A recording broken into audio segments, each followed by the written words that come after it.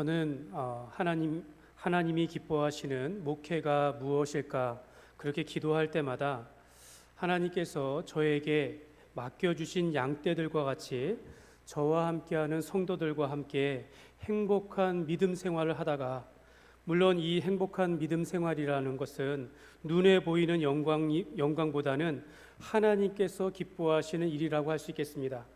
이 땅에서 성도들과 하나님께서 기뻐하시는 일들을 하다가 우리가 기쁨으로 우리 모두가 다 천국에 이르도록 인도하며 함께하는 것이 저는 목회의 본질이라 생각하며 저는 그렇게 목회하기를 원합니다.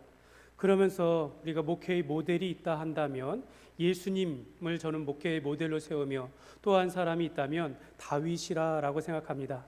예수님께서 선한 목자 되신 것 같이 양들을 위하여 자기의 목숨을 내놓은 것과 같이 저도 성도들과 함께 그렇게 목숨을 다하여 최선을 다하는 그런 목회자가, 순전한 목회자가 되기를 기도하지만, 그러나 제가 제 자신을 돌아볼 때에 얼마나 부족한지를 늘 생각을 하고 있습니다.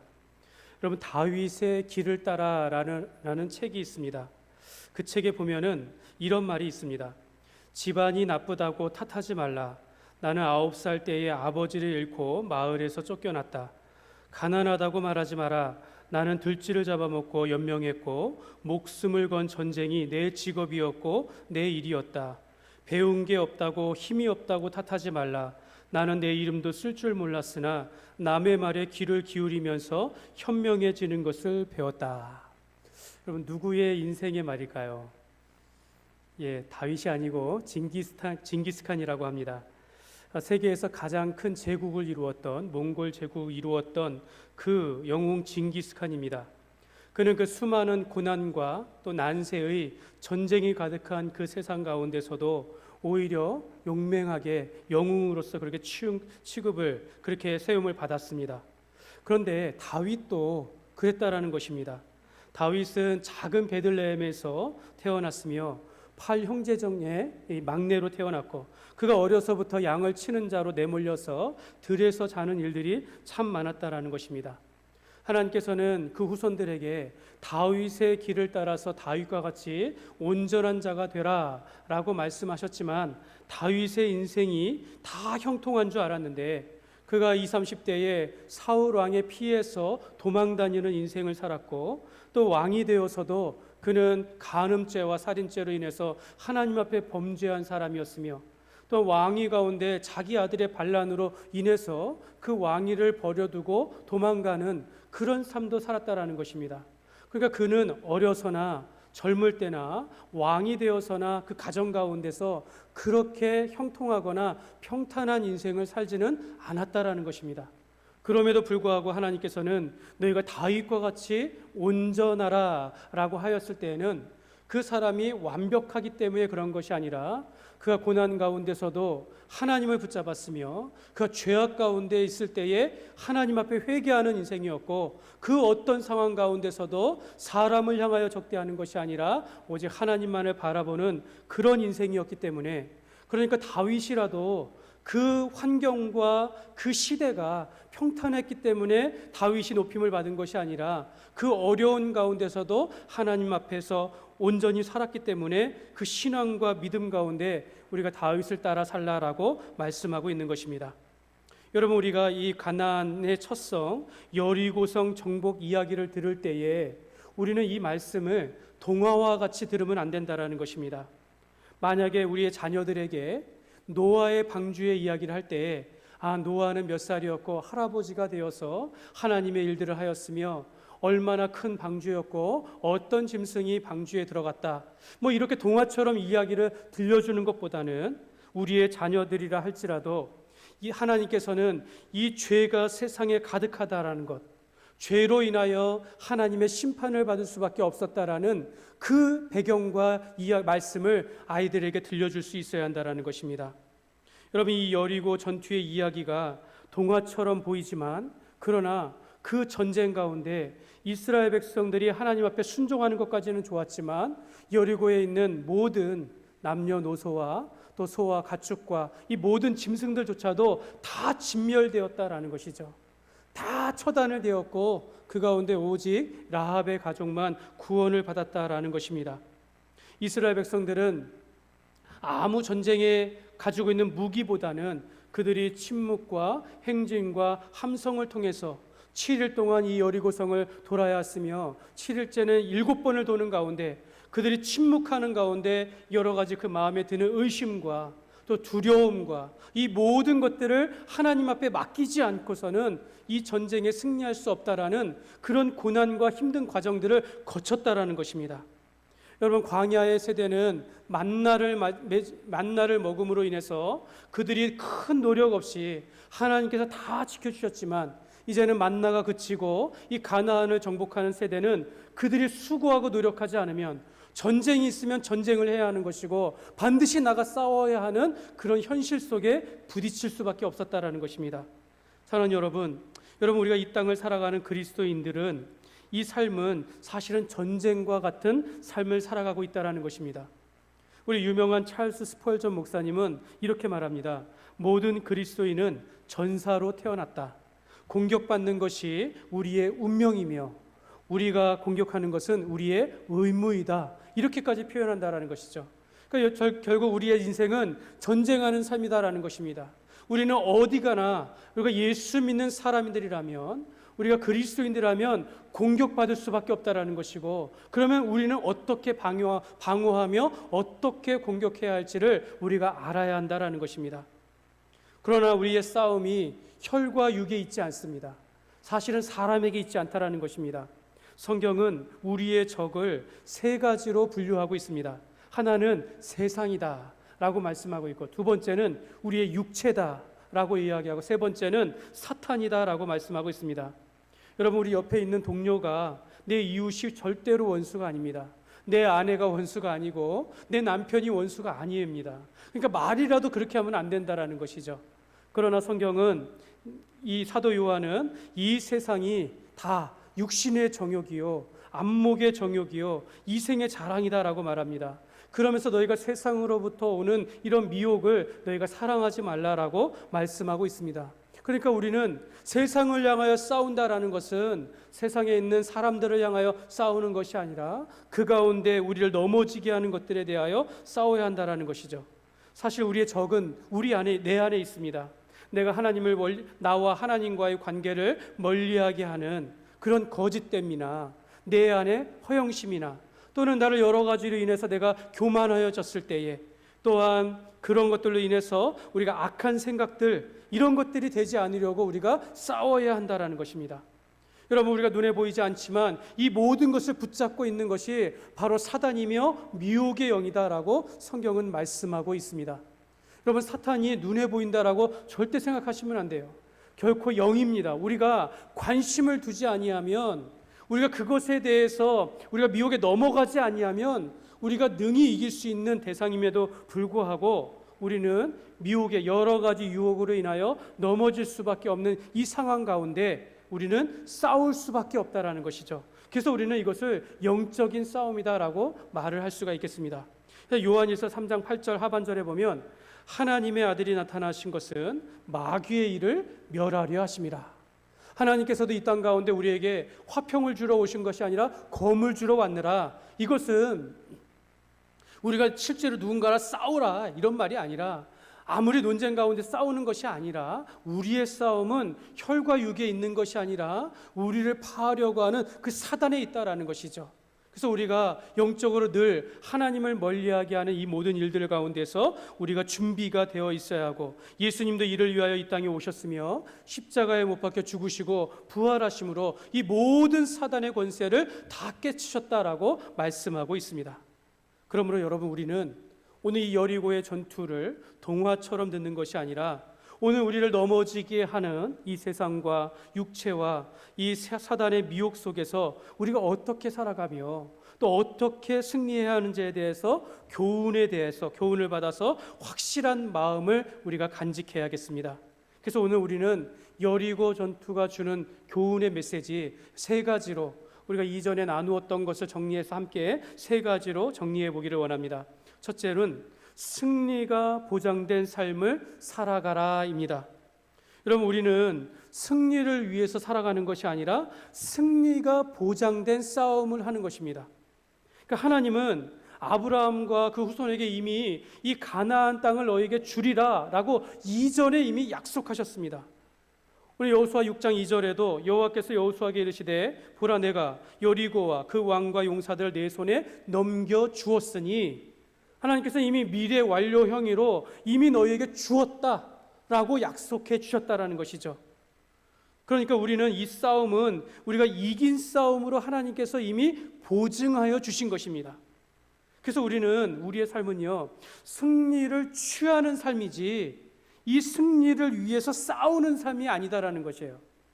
그래서 우리는 의심 없이, 의심의 여짐 없이 예수님만이 우리의 승리 되심을 믿고 살아간다라는 것입니다.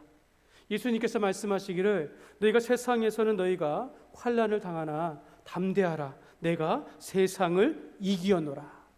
여러분, 이스라엘 백성들이 믿음으로 성을 돌자 그 성벽이 무너진 줄 믿습니다. 여러분, 믿음의 눈으로 바라보지 아니하면 이 성벽이 왜 무너졌는가? 그러나 히브리서의 기자는 그 백성들이 믿음으로 성을 돌되 그 성벽이 무너졌다라고 그렇게 믿음으로 표현하고 있습니다. 사랑하는 여러분, 예수님께서 우리의 승리 되심을 믿습니까? 여러분, 예수님께서 우리 삶에 승리 되심을 믿고 살아가는 자들에게 우리의 삶은 보장된 승리의 삶이 되는 줄 믿습니다. 두 번째로 반드시 하나님의 방법으로 승리하라 있는 것입니다. 여러분, 이 말씀은 지난주의 메시지였습니다. 하나님께서 세우신 여리고 성의 정복의 하나님의 계획은 침묵이었으며 행진이었고 함성이었습니다. 근데 이것이 매우 황당하고 바보스러운 그렇게 방법으로 보이나 그것이 역사하여 성벽이 무너졌다라는 것입니다. 그러니까 여러분, 하나님의 방법은 사람이 생각하고 내가 생각하기에도 이해할 수 없으나 그러나 하나님의 방법은 반드시 옳다라는 것입니다. 여러분, 하나님의 생각과 사람의 생각은 다르며 하나님의 길은 사람의 길과 다른 것입니다. 이사야서 55장 9절인데 우리 같이 한번 읽겠습니다.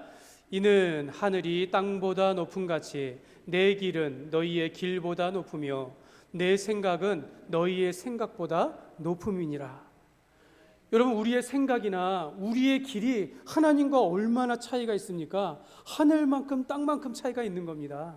하늘과 땅의 큰 차이만큼 우리가 생각하는 것은 하나님의 생각과 너무 다르며 그 차이가 있다라는 것이죠. 사도 바울도 고린도전서 1장 25절에 보면 하나님의 어리석음이 사람보다 지혜롭고 하나님의 약하심이 사람보다 강하니라 이렇게 말씀하고 있어요. 우리가 아무리 지혜롭고 아무리 능력이 있다 하여도 하나님의 미련한 것만도 못하다라는 것이죠. 그러니까 여러분, 우리는 하나님을 의지하는 삶이 되어야 한다는 것입니다. 하나님께서는, 사도 바울은 그렇게 말해요. 너희가 전도의 미련한 방법으로, 그러니까 우리가 그냥 나가서 예수 믿으십시오, 여기 좋은 교회가 있습니다, 한번 예배 드리세요, 여러분 이 땅 가운데 예수님께서 소망입니다, 이런 전도의 미련한 것으로 들음에도 불구하고 성령님께서 역사하시사 그들이 예수 그리스도의 십자가를 믿고 구원에 이르게 된다는 것입니다. 하나님께서는 십자가를 통해서, 죽음이라는 것을 통해서, 사형의 가장 연약하고 비천한 그 십자가 위에서의 죽음을 통해서 그를 믿는 자마다 죄 사함을 얻게 하시고 우리가 구원에 이르게 되어지며 하나님의 자녀가 되어지는 그런 놀라운 권세요 그 방법을 취하셨다라는 것입니다. 여러분, 하나님의 방법은 주일의 성수에 있는 것이고 우리가 예배를 드리는 것이며 우리가 공동체 안에서 하나님의 일들을 해나간다라는 것입니다. 세상의 사람들은 이것을 미련하다, 이해할 수 없다라고 이야기하지만 우리는 그 십자가가 하나님의 방법이며 전도가 하나님의 방법이고 주일 성수하며 예배하는 것이 하나님의 방법이요 그 방법을 따라 살아가는 인생이 복이 된다. 너희가 이 땅 가운데서 하나님의 은혜를 누리며 살게 될 것이고 하나님께서 지켜주실 것이다 라고 약속하고 있습니다. 그러므로 우리는 나보다 높으시고 완전하신 하나님의 방법을 따라 살아갈 때에 우리가 승리하는 삶이 되는 줄 믿습니다. 세 번째로 우리가 이 여리고 전투에서 받는 교훈, 하나님의 마음은 진멸이 아니라 구원에 있다라는 것입니다. 여러분, 이제 우리가 이 여리고 전투에 대해서 받는 교훈을 우리가 가졌으면 좋겠어요.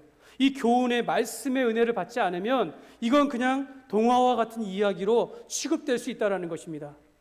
여러분, 하나님께서는 우리가 이 여리고 전투를 통해서 이 싸움은 보장된 승리로 우리가 보장된 약속 가운데 살아가는 것이고, 반드시 하나님의 방법을 따라 살아가는 사람들은 승리하게 되어지며, 오늘 이 여리고 전투에서 받는 교훈 세 번째는, 하나님의 마음은요, 이 여리고를 전멸하는 것에 있는 것이 아니라 구원에 있다라는 것을 여러분 꼭 기억하시길 바랍니다.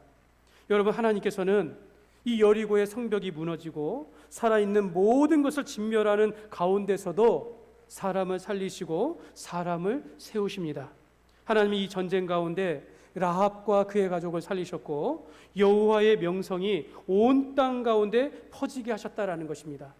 그 난세에 징기스칸 같은 영웅이 있는 것 같이, 그 어려운 때 하나님께서 다윗의 삶을 통해서 축복하신 것 같이, 하나님께서는 모든 만물들이 죄로 인하여 홍수의 심판을 받는 가운데서도 노아와 그 8명의 식구들을 살려주신 것 같이, 하나님께서는 아무리 어려운 시대 가운데서도 잃어버린 영혼을 찾으시고 살리시고 사람을 세우신다라는 것입니다. 저는 이 코로나 사태가 장기화되면서 우리가 예배조차도 드리기 어려운 그런 것, 여러분, 미국에서 어느 주는요 1년 넘게 모이지 못했다고 합니다. 그만큼 힘든 시간들을 보내고 있어요. 과연 이러한 때에 우리는 어떤 사역을 해야 하는가? 성도가 그냥 믿음 안에서 연약해지지 않는 것만 해도 우리가 감사한 일이 아닌가? 개인의 한 사람 한 사람이 그래도 떠나가지 아니하고 이렇게 하나님 안에서 붙들고 이렇게 끝까지 그래도 그 주님을 붙잡는 것, 이것만으로도 우리가 만족해야 하는가? 이런 생각을 했습니다. 여러분, 그러나 여러분 개인의 그 신앙의 성장은요, 여러분 교회 안에서의 성도들과 또 교회의 성장은요, 개개인의 노력만으로는 절대로 이루어지지 않는다라는 것입니다. 여러분, 이게 성경의 원리예요. 우리는 내가 잘 살고 내가 하나님 붙잡고 살아가면 내가 신앙 가운데 잘 성장할 수 있을 것 같지만 절대로 그렇지 않다라는 것입니다. 여러분, 우리 아이들을 우리 자녀들을 양육하는 것도 마찬가지 않습니까? 가정 안에서 품 안의 자식으로 자란다고 해서 이 아이가 온전하게 자라는 것은 아니다라는 거죠. 사회에 풀어놔야 되고 그들 가운데 어울릴 수 있어야 하며 공동체 가운데서 성장해야 그들이 온전한 이 땅 가운데서 그래도 인물이 될 수 있다는 것을 우리가 잘 알고 있습니다. 마찬가지로 여러분, 개인의 영적 성장은요, 내가 속한 공동체가 필요한 것이고 공동체 안에서의 삶의 모습이 필요하다는 것입니다. 반드시 주님의 일에 참여하는 것을 통해서 우리가 자란다라는 것입니다. 여러분, 예수님께서 우리에게 주신 대계명, 이게 무엇입니까? 너희가 서로 사랑하라. 여러분, 혼자는 사랑할 수가 없어요. 공동체가 있어야 하는 것입니다. 내 이웃이 있어야 하는 것이고 내 형제자매가 있어야 한다는 거죠. 교회라는 공동체 안에서 너희가 서로 사랑하라 라는 그것이 이루어져야 하는 것이고, 너희에게 주시는 그 대위 명령들, 너희가 땅끝까지 이르러서 내 증인이 되리라는 전도와 선교의 이 대사명 없이는 우리의 성장과 교회의 부흥은 있을 수 없다라는 것입니다. 그래서 여러분, 이 전쟁과 같은 아무리 위험한 상황 속에서도 교회의 본질은 변하지 않는다라는 겁니다. 내가 하나님 안에서 그냥 내가 여기에 머무를 것인가, 아니면 내가 성장하며 하나님의 앞에 나아갈 것인가 라는 것은 우리가 공동체가 필요한 것이며 주님 안에서 그 계명을 서로 사랑하라 라는 이 뜻을 이루어가는 것이고, 또 주님께서 우리에게 주신 명령을 따라서 땅끝까지 이르러서 증인의 삶을 살아가야 한다는 것입니다. 아무리 우리가 어렵고 활동이 할 수 없다 할지라도 이 명령들을 포기하면 안 된다는 것이죠. 여러분, 여리고성 전투를 언뜻 보면은 이 여리고성에 있는 모든 것을 진멸하는 것에 초점을 맞추는 것처럼 보인다라는 것이죠. 그러나 여러분, 17절 상반절에 보면 이 성과 그 가운데 있는 모든 것은 여호와께 온전히 바치되, 이런 표현합니다. 여기서 온전히 바치다, 이 뜻이 무엇이냐면 그 히브리어로 헤렘입니다. 헤렘. 그런데 이것이 21절에 보면 그 성 안에 있는 모든 것을 온전히 바치되 남녀노소와 소와 양과 나귀를 칼날로 멸하니라. 여기서 멸하니라, 이것도 헤렘입니다. 그러니까 이 오늘 본문에 쓰인 또 여호수아 전체에 많이 나와 있는 이 헤렘이라는 명사형과 동사는 두 가지 뜻을 가지고 있는 것입니다. 여호와께 온전히 바쳐진 것, 또 하나는 멸절하다, 진멸하다, 심판의 의미를 담고 있습니다. 그러니까 여러분, 우리가 어디에 초점을 맞추느냐에 따라서 이 여리고 전투는 하나님의 진멸인 것인가, 아니면 하나님 앞에 온전히 바쳐지며 구원을 보는 것인가 라는 그런 뜻이라는 것입니다.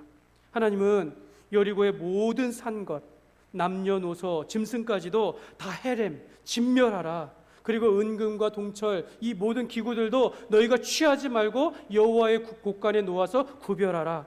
그리고 이후에 이 여리고가 진멸된 가운데 있어 이 터 위에 다시는 너희가 성을 짓지 못할 것이다.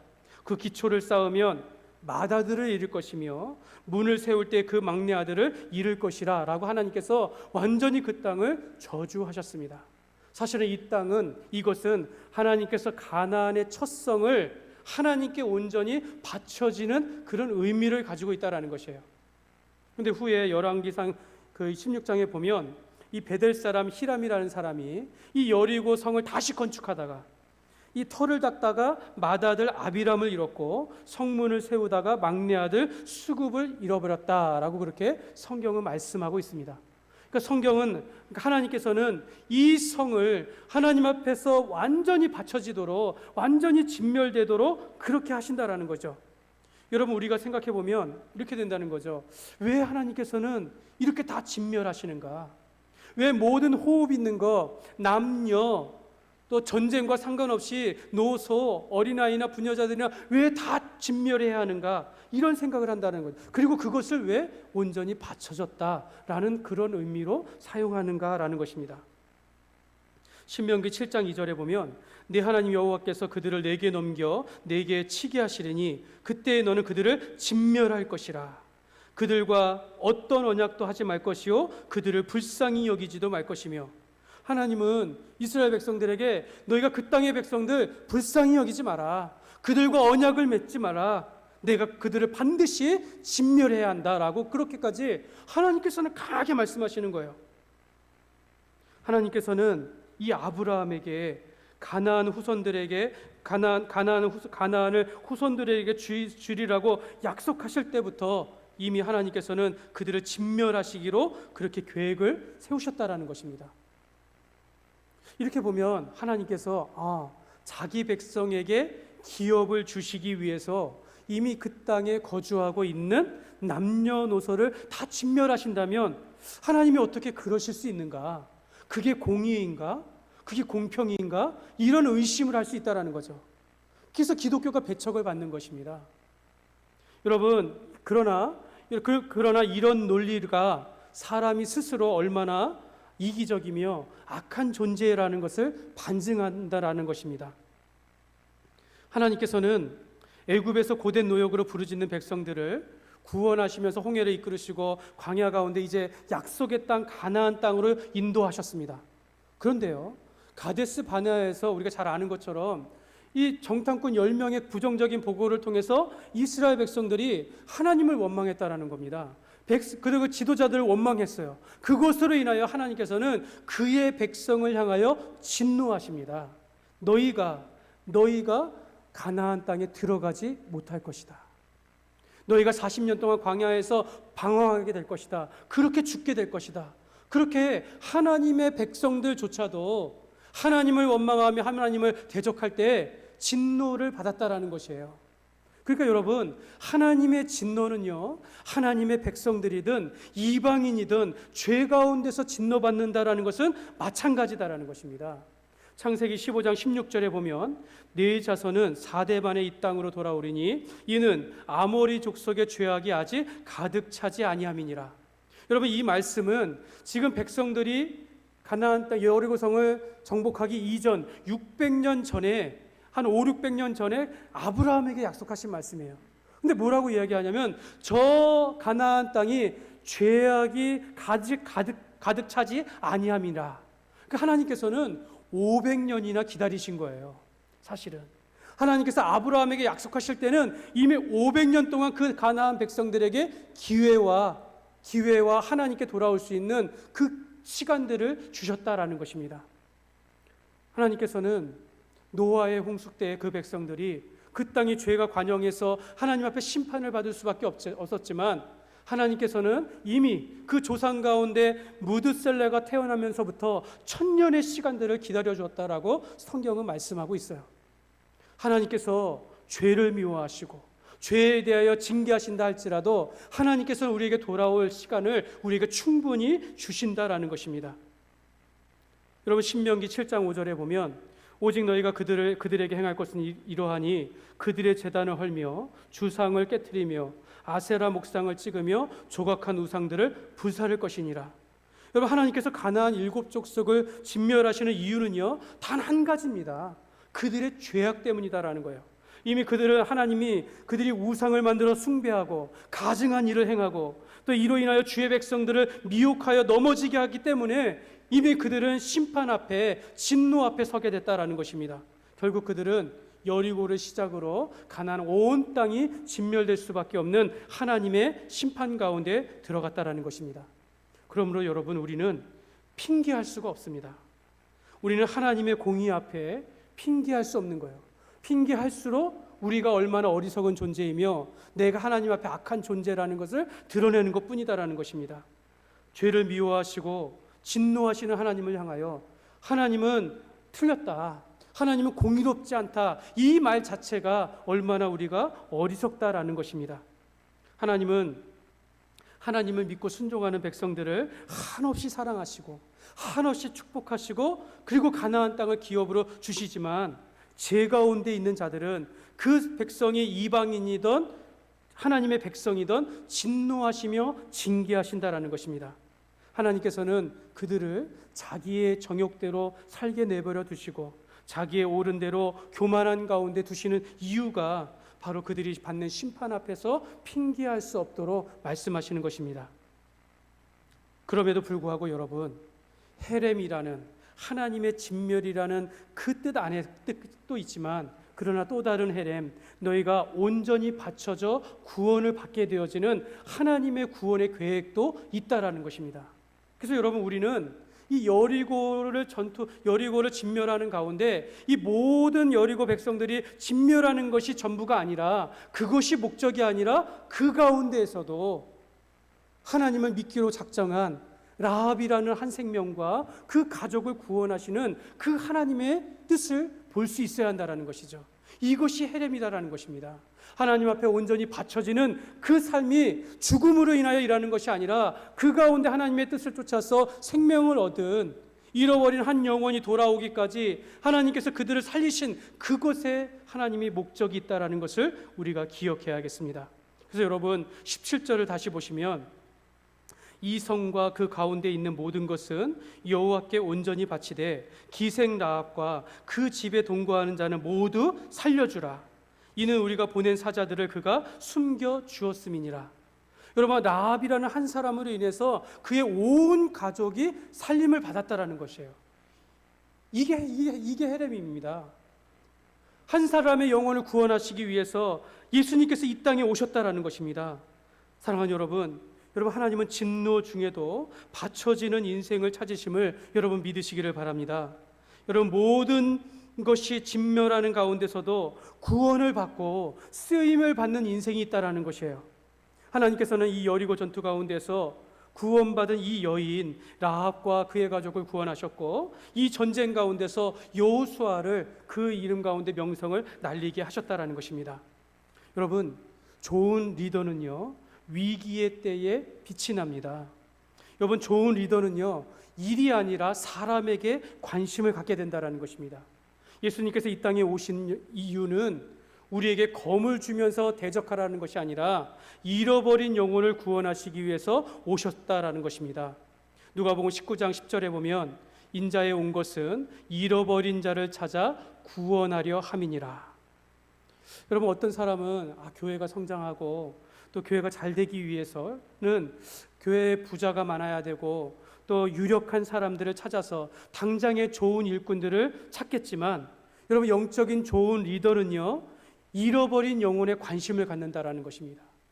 이미 세워진 사람에게도 관심을 갖지만 소외된 사람들, 가난한 사람들, 불리한 사람들, 예수님께서 죄인과 세리의 친구가 되어주시고 그들을 잃어버린 영혼이라 찾으러 오시고 그들을 위하여 십자가에 못 박혀 죽으신 것처럼, 우리도 우리 가운데 좋은 일꾼들은, 좋은 리더는 반드시 잃어버린 영혼에, 사람에게 관심을 갖게 되는 줄 믿습니다.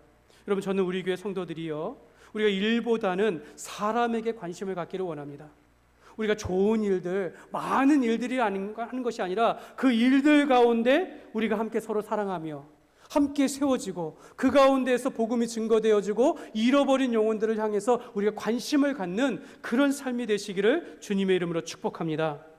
이 여호수아는 이 여리고의 모든 성에 호흡하는 것을 진멸하는 가운데서도 이 라합을 살리기 위해서 많은 부분들을 말씀하고 있다는 것이에요.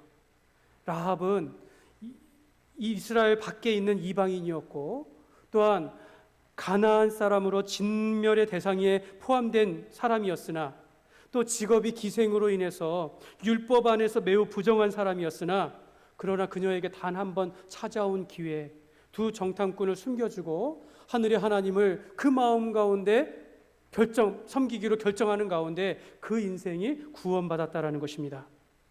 하나님은 심판의 자리 가운데서도 구원하실 자는 반드시 구원하시는 분이십니다. 라합과 그의 가족을 구원하셨으며, 또한 그와 같은 전쟁 가운데, 그 난세 가운데서도 하나님께서는 하나님의 일꾼을 반드시 세우신다라는 것입니다. 사랑하는 여러분, 우리가 하나님의 진노를 받을 수밖에 없는 가운데 이제는 예수 안에서 바쳐진 인생으로 하나님 앞에 구원받은 인생인 줄 믿습니다. 여러분, 에베소서 2장 3절에 보면, 전에는 우리도 다 그 가운데서 우리의 육체의 욕심을 따라 지내며 육체와 마음이 원하는 것을 하여 다른 이들과 같이 본질상 진노의 자녀이었더니, 이렇게 말씀하고 있어요. 여러분, 우리가 예수님을 알기 전에는, 예수님을 믿기 이전에는 우리도 육체를 따라 살아간 사람들이었다라는 겁니다. 세상을 사랑하는 사람이었고, 하나님 앞에 죄로 인하여 진노를 받을 수밖에, 진멸될 수밖에 없는 본질상 진노의 자녀였다라는 것입니다. 죄의 삭은 사망이었고, 사망으로 인하여 하나님의 심판을 받을 수밖에 없는 그런 존재였다라는 것입니다. 하나님은 이 죄에 대하여 진노하십니다. 그러나 하나님께서는 이 진멸하고 진노하시는 가운데서도 우리를 살리시기 위해서 우리가 받아야 할 그 진노의 자리에 독생자 예수 그리스도를 십자가에 못 박혀 죽게 하심으로, 우리가 받아야 할 그 진노를 대신 받게 하심으로 우리는 예수를 믿어 죄사함을 받고 구원에 이르게 된 줄 믿습니다. 우리는 하나님의 구원을 받은 자라는 것입니다. 그래서 베드로가 이렇게 설명을 해요.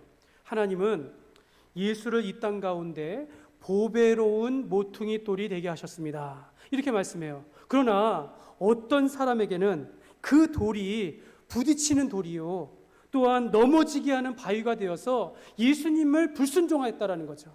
예수님을 따르지 않았다라는 것입니다. 그러나 너희는, 예수 믿는 자 너희는 하나님의 택하신 족속이요, 왕같은 제사장들이요, 거룩한 나라요, 그의 소유가 된 백성이 되었습니다. 이렇게 말씀하는 겁니다. 그래서 베드로전서 2장 10절에 보면, 우리 같이 한번 읽겠습니다. 너희가 전에는 백성이 아니더니 이제는 하나님의 백성이요, 전에는 국류를 얻지 못하였더니 이제는 국류를 얻은 자니라. 여러분, 그러므로 우리가 이 땅에 누구도 핑계할 수 없는 것입니다.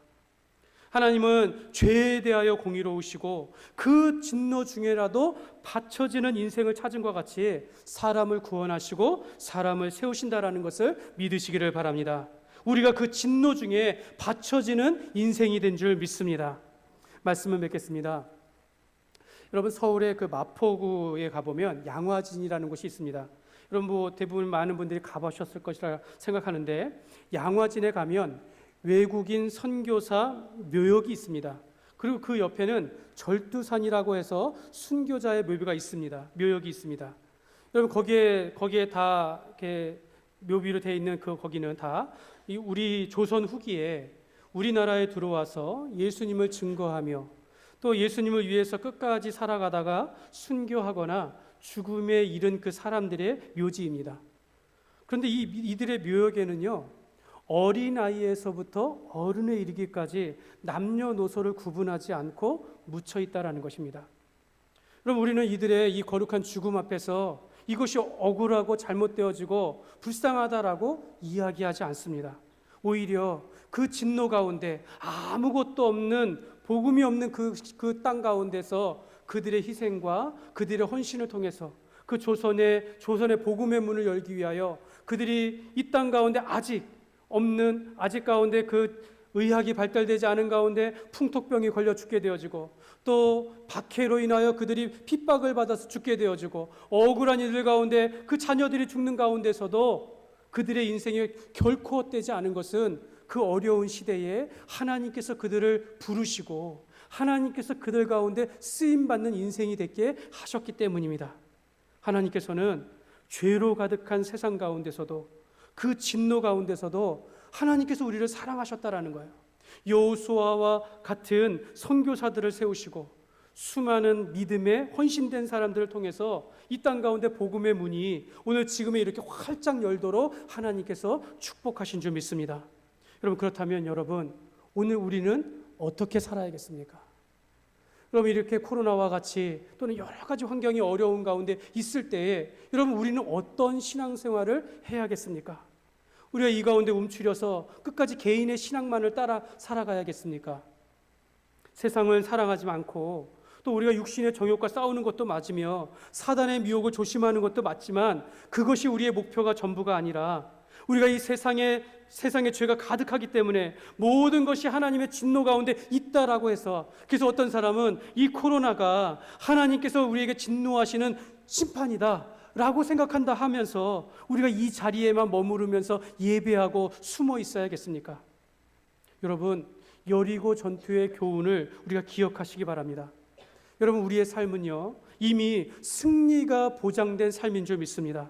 신자는요, 반드시 하나님의 방법을 따라 살아갈 때에 반드시 승리한다라고 우리가 교훈을 얻습니다. 그러므로 여러분, 우리가 아무리 세상이 험악한다 할지라도 우리가 받쳐지는 인생, 쓰임받는 인생이 되시기를 주님의 이름으로 축복합니다. 여러분, 우리의 남은 인생, 우리가 풍요롭고 안전한 미래만을 위해서 우리가 기도할 것이 아니라, 또한 우리가 편안한 노후를 대비하면서 살아가는 것이 전부가 아니라, 우리가 그런 가운데 내 신앙 가운데 가장 중요한 것을 잃어버리고 있는 것은 아닌지 우리가 돌아봐야 한다는 것이죠. 내가 이 젊었던 시절에 하나님 앞에 헌신하였고 하나님 앞에 정말로 쓰임받아 일했던 그 시절들을 우리가 추억으로만 남기는 것이 아니라, 우리가 이 남은 인생 하나님 앞에서, 하나님, 내가 이 땅 가운데 잃어버린 영혼들을 위하여 내가 헌신하는 자가 그렇게 쓰임받는 인생이 되게 하여 주옵소서.